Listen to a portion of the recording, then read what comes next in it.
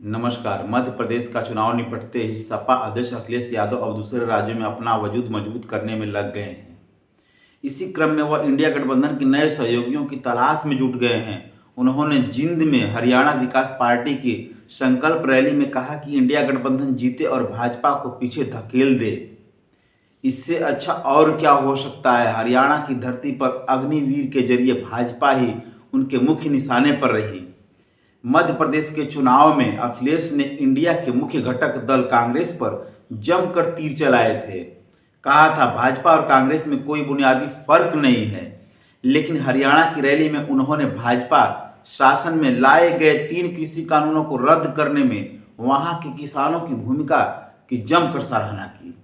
उन्होंने कहा कि हरियाणा जनसेवक पार्टी एक विकल्प के रूप में खड़ी होकर राज्य में सरकार बनाने में कामयाब होगी। जनसेवक पार्टी का झंडा भी लाल व हरा है और समाजवादियों का झंडा भी लाल व हरा है, इसलिए वह अपने जैसे ही दल हैं। इसे लोकसभा चुनाव के मद्देनजर गठबंधन में अन्य दलों के साथ लाने की सपा के वकायद के रूप में देखा जा रहा है। अखिलेश ने कहा कि हमारा वादा है 2024 में केंद्र में सरकार बदलने पर सपा अग्निवीर योजना समाप्त कर के पहले जैसे नौजवानों की सेना में पक्की नौकरी दिलाएगी। कांग्रेस रैली में विधान परिषद के पूर्व नेता प्रतिपक्ष संजय लाठर भी शामिल हुए थे। सपा अध्यक्ष अखिलेश यादव ने ऑस्ट्रेलिया के वर्ल्ड कप जीतने और अपने देश की टीम को लगातार अच्छा प्रदर्शन से यहां तक पहुंचाने के लिए बधाई दी। उन्होंने कहा कि सबसे बड़ी जीत खेल भावना की होती है। उन्होंने एक्स यानी ट्विटर के जरिए अपने संदेश में कहा कि कभी कभी मंजिल रह जाती है दूर, बस एक कदम पर शिखर तक पहुंचना भी कहां होता है कम। लोकसभा चुनाव से पहले भाजपा के कुछ सांसद पार्टी को झटका दे सकते हैं। टिकट की दौड़ में पिछड़ने की आशंका के मद्देनजर सांसद और उनके करीबी सपा और कांग्रेस के नजदीकी बनाने में जुटे हुए हैं। विधानसभा चुनाव 2022 से पहले धोखा खा चुकी पार्टी के नेता इस बार सतर्क हैं। भाजपा लोकसभा चुनाव में मिशन 80 को पूरा करने के लिए सर्वे करा रही है। सर्वे में मौजूदा सांसदों की स्थिति के साथ नए संभावित उम्मीदवारों की रिपोर्ट भी तैयार की जा रही है। सूत्रों के मुताबिक सबसे पहले सर्वे में कुछ सांसदों की रिपोर्ट अच्छी नहीं मिली। इनमें अवध, काशी, गोरखपुर, पश्चिम क्षेत्र के कुछ सांसद भी शामिल हैं। वहीं नारी शक्ति वंदन अधिनियम के चलते इस बार पार्टी पहले से ज्यादा महिला उम्मीदवारों को उतारने पर विचार कर रही है। साथ ही भाजपा, अपना दल, एस और निषाद पार्टी को भी गठबंधन में पहले से अधिक सीटें देने की चर्चा हो रही है। ऐसे में जिन मौजूदा सांसदों के टिकट पर तलवार लटक रही है वे विकल्प तलाशने में जुट गए हैं। पार्टी को खबर मिली है कि बीते कुछ सांसदों और उनके करीबी नेताओं ने सपा नेताओं से मुलाकात की है। इनमें अवध क्षेत्र के भी 2 सांसदों के नाम चर्चा में हैं। सूत्रों का कहना है कि फिलहाल मौजूदा सांसद अपना टिकट सुनिश्चित कराने के लिए लॉबिंग कर रहे हैं। ऐसे में वे लोकसभा चुनाव में टिकट वितरण का इंतजार कर सकते हैं। टिकट न मिलने पर वह पाला बदल कर सपा, बसपा या कांग्रेस के टिकट से चुनाव लड़ने की रणनीति पर काम कर रहे हैं।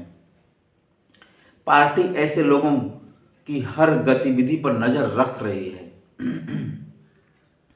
शामली जिले में संपूर्ण बकाया गन्ना भुगतान नहीं होने को लेकर शुगर मिल के वायलर हाउस में किसानों की महापंचायत आयोजित की गई, जिसमें 51 दिन तक धरने के बाद भी गन्ना भुगतान नहीं देने पर वक्ताओं ने रोष प्रकट किया। भारतीय किसान यूनियन के राष्ट्रीय अध्यक्ष नरेश टिकैत ने कहा कि पता नहीं प्रधानमंत्री नरेंद्र मोदी गन्ना मूल्य को लेकर क्यों झूठ बोलते हैं। यदि शामली में किसानों पर प्रशासन ने लाठीचार्ज किया तो महाभारत शुरू हो जाएगा। हर जगह के किसान शामिल होंगे। नरेश टिकैत ने कहा सरकार की अनदेखी के कारण ही मिल प्रशासन जानबूझकर किसानों का बकाया गन्ना भुगतान नहीं कर रहा है। अब मिल का गुल्ला फंस गया है तो गुल्ला टूटेगा या फिर नाल फटेगी। कहा कि प्रशासन भी किसानों की समस्या को लेकर गंभीर नहीं है। कभी शामली मिल देश भर में नाम था, यहाँ का किसान भी फक्र महसूस करता था कि शामली मिल में गन्ना सप्लाई किया जाता है। लेकिन आज हालात ज़्यादा खराब है। किसानों की हिम्मत है जो 90 से अधिक दिनों धरने पर बैठे हैं। यूपी सरकार ज़्यादा लापरवाह है। हरियाणा से लेकर पंजाब में गन्ना मूल्य घोषित कर दिया गया है।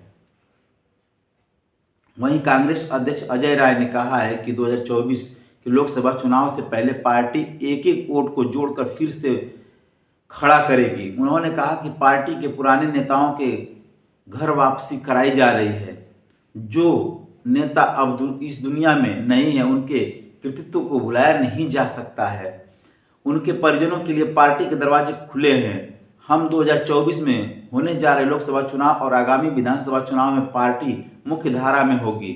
ज्ञात हो कि कांग्रेस खोया हुआ जनाधार पाने के लिए बेताब है। पार्टी अब पुराने दिग्गज नेताओं के परिजनों को अपने साथ जोड़ने का काम करने जा रही है। उन्होंने पुराने रिश्ते को दुहाई देकर अपने साथ जोड़ेंगे।